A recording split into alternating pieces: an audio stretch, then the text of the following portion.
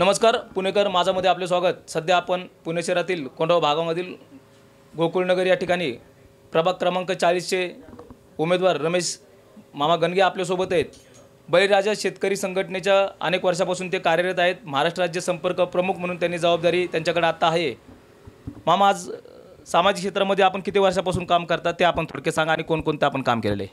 16 ते 17 वर्षापासून या महाराष्ट्रामध्ये बळीराजा शेतकरी संघटनेच्या माध्यमातून या ठिकाणी शेतकरी कष्टकऱ्यांना न्याय देण्याचं काम आमच्या संस्थापक अध्यक्ष नितीनजी बागलसाहेब आणि राज्य संपर्क प्रमुख रमेश मामा गणगे आणि त्यांच्या टीमच्या वतीने या ठिकाणी करत आलेलो आहोत आणि आजही चालू आहे। शेतकरी कुटुंबातून आपण आलेले असताना संघर्षमय जीवन आणि कार्यप्रणाली आपल्याला असल्यामुळे नगरसेवक होण्याची प्रेरणा आपल्याला कुठून मिळाली? आजपर्यंत डोक्यात कधी मनामध्ये सुद्धा आणलं नव्हतं, पण या परिस्थिती अशी निर्माण झालेली की वार्डामध्ये, पुणे महानगरपालिकेमध्ये किंवा प्रभागामध्ये जे कामं आमच्या वार्डामधील जनतेची लाईट असतील किंवा रोडचा प्रश्न असेल किंवा सरकारी दवाखाने असतील किंवा सरकारी पुणे महानगरपालिकेच्या शाळा असतील, अशा विविध प्रश्नासाठी ही जनता खूप रखडलेली आहे, त्रसलेली आहे। म्हणून आम्ही बळीराजा शेतकरी संघटनेनं असा विचार केला आहे की आपण कुठंतरी पुणे महानगरपालिकेमध्ये आपण आपले उमेदवार निवडून आणू आणि आपण जनतेची सेवा करू, असा निर्णय या ठिकाणी आम्ही घेतलेला आहे। स्थानिक नागरिकांचा असा विश्वास दिसतो की आपण आमचे प्रश्न सोडवू शकता, आणि तो विश्वास तुम्ही कसा संपादन केला? स्थानिक 38 आणि 40मध्ये मी या ठिकाणी गेले अनेक वर्षापासून या ठिकाणी स्थायिक असल्यामुळं, मग तो पक्षाचा असो, तो धर्माचा असो, तो जातीचा असो, तो संघटनेचा असो, असे अनेक लोक मला मामा म्हणून या माध्यमातून माझा परिचय आहे। आणि या 40 प्रभागामध्ये की जे वयस्कर असतील, हे माझ्या माता भगिनी असतील की युवा पिढी असेल, हे रस्त्याने जरी मी चाललो तरी मामा म्हणून आवाज मारतात। पण या गेल्या महिन्यापासून ह्या सर्व माझ्या 40 प्रभागामधील सर्व जनतेने आणि महिलेनं असं ठरवलं आहे की मामा, तुम्ही आमच्यासाठी खूप दिवसापासून काम करताय, आपण निवडणूक 40 प्रभागमधून लढवावी, असे नागरिकांचे वेळोवेळी मला फोन येतात आणि समोर भेटल्यावर बी मला म्हणतात की मामा, तुम्ही निवडणूक यावेळेस लढवा, असे प्रश्न मला आपल्या या 40 प्रभागामधील मला या ठिकाणी विचारतात। नगरसेवक झाल्याच्या नंतर शिक्षणाच्या बाबतीमध्ये, शिक्षण व्यवस्थेत आणि शाळेच्या बाबतीमध्ये कोणते तुम्ही बदल घडवू शकता? जे गोरगरीब पुणे महानगरपालिकेच्या शाळेमध्ये मुलं शिकतात, अशा मुलांना त्या ठिकाणी मी मोफत सेवा त्या ठिकाणी देण्याचं काम मी जर पुणे महानगरपालिकेमध्ये आमचे बळीराजा शेतकरी संघटनेचे जर उमेदवार निवडून आले तर CBC अभ्यासक्रम हा पॅटर्न राबवू। आरोग्याच्या मोठ्या सोयी सुविधेचा मुद्दा पुण्यामध्ये असताना तुम्ही नगरसेवक झाल्यानंतर कोणत्या आरोग्याच्या प्रमुख समस्या सोडवण्यासाठी आपण प्रयत्न कराल? ज्या ज्या प्रभागामध्ये आपले पुणे महानगरपालिकेचे जे दवाखाने आहेत, आताही त्यांचा भोंगळा कारभारच चालू आहे।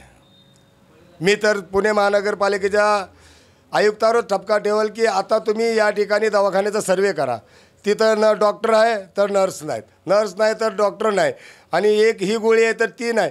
अहो, खोकल्याचं औषध मागे गेलं तर ते खोकल्याचं 2-2 दिवस औषध भेटत नाही, अशी परिस्थिती या ठिकाणी निर्माण झालेली आहे। मी तर म्हणतो की पुणे महानगरपालिकेमध्ये आमच्या बळीराजा शेतकरी संघटनेचे उमेदवार निवडून द्या। ज्या ज्या ठिकाणी हे दवाखाने असतील त्या त्या दवाखान्याची आम्ही सुधारणा करून आणि सामान्य जनतेला आम्ही या ठिकाणी चांगली सुविधा देऊ, एवढा मी सांगतो। महिलांची सुरक्षितता आणि सक्षमीकरण यासाठी कोणते ठोस उपक्रम आपण राबवू इच्छिता? पुण्यामध्ये हे जे काय CP साहेब आलेले आहेत, या CP साहेबांना खूप चांगले आदेश दिलेले आहेत, अनेक गुन्हेगारी या ठिकाणी कमी झालेली आहे। पण ज्या ज्या ठिकाणी जे काय गुन्हेगारी क्षेत्राचा जो परिसर आहे, प्रभाग आहे, या ठिकाणी अजून गुन्हेगारी अशीच या ठिकाणी चालू आहे। मी तर म्हणाल की 10% गुन्हेगारी या ठिकाणी चालू आहे, आणि त्या गुन्हेगारीतून जे काय महिला ये जा करतात, अशा महिलांना कुठलाही त्रास होऊ नये म्हणून मी माझ्या बळीराजा शेतकरी संघटनेच्या माध्यमातून पुणे हे शहरातील पोलीस आयुक्त यांना आवाहन करेल की आपण जे गुन्हेगारी थोडी राहिलेली आहे ती मोडीत काढून आमच्या माता भगिनींना संरक्षण द्यावं, अशी मागणी या ठिकाणी आपल्या चॅनलच्या माध्यमातून करतो आहे।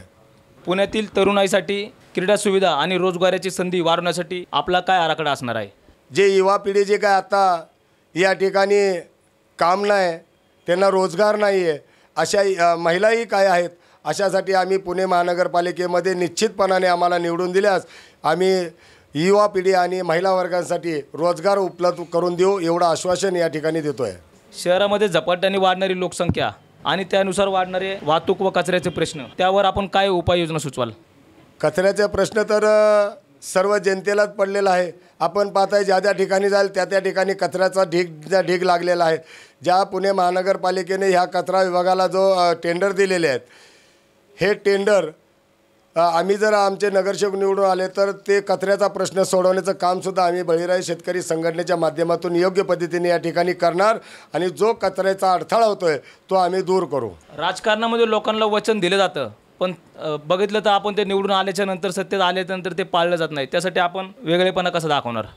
हे बघा, मी कोणावर टीका तर करणार नाही, पण ज्यावेळेस आमचे पुणे महानगरपालिकेमध्ये आम्ही 20 नगरसेवक उमेदवारी डिक्लेअर करणार आहोत आणि आज तुमच्या माध्यमातून आम्ही केलेलं आहे. ज्यावेळेस आमचे पुणे महानगरपालिकेमध्ये नगरसेवक निवडून येतील त्यावेळेस ज्या ज्या समस्या आहेत त्या त्या समस्याचा पाठपुरावा करू असं आश्वासन या ठिकाणी देतो. आज आपण बघतो शहरामध्ये एखादा नवीन कार्यकर्ता किंवा नवीन नेता आणि तुमच्यासारखा चळवळीत काम करणारा व्यक्ती जर सर्वसामान्य कुटुंबातून जर लोकांसाठी खरंच काम करत असेल तर त्यासाठी वेगवेगळे पक्ष आपल्याबरोबर युती करा असं त्यांना सांगत असतात. तर ते अशी संधी जर आपल्याला आली तर तुम्ही काय कराल? जर माझ्याकडं कोणी कुठल्या पक्षाचा किंवा पार्टीचा किंवा कुठल्या संघटनेचा जर माझ्याकडं कोणी वरिष्ठ आले आहेत की बाबा मामा आपल्याला एकत्र या ठिकाणी निवडणूक लढवायची, तर त्यासाठी मी माझ्या वरिष्ठांची आणि माझ्या संस्थापक अध्यक्षाची चर्चा करून मी योग्य ते निर्णय घेईल. आणि दुसरी एक गोष्ट, मला या प्रभागामध्ये किंवा या पुणे महानगरपालिकेमध्ये जे 20 नगरसेवक मी निवडणुकीला उभे करणार, रिंगणात उभे करणार आहेत, अशा सर्व उमेदवारांना, अशा सर्व इच्छुक उमेदवारांना की ज्या ठिकाणी आपल्याला तिकीट भेटत नसेल किंवा ज्या ठिकाणी आपल्याला तिकिटाची मागणी करायची असेल त्यावेळेस बळीराजा शेतकरी संघटना या रमेश मामा गणगे राज्य संपर्क प्रमुख यांच्या माध्यमातून आपण जर आला तर आपल्याला संघटनेच्या माध्यमातून तिकीट दिले जाईल असं या ठिकाणी जाहीर करतो.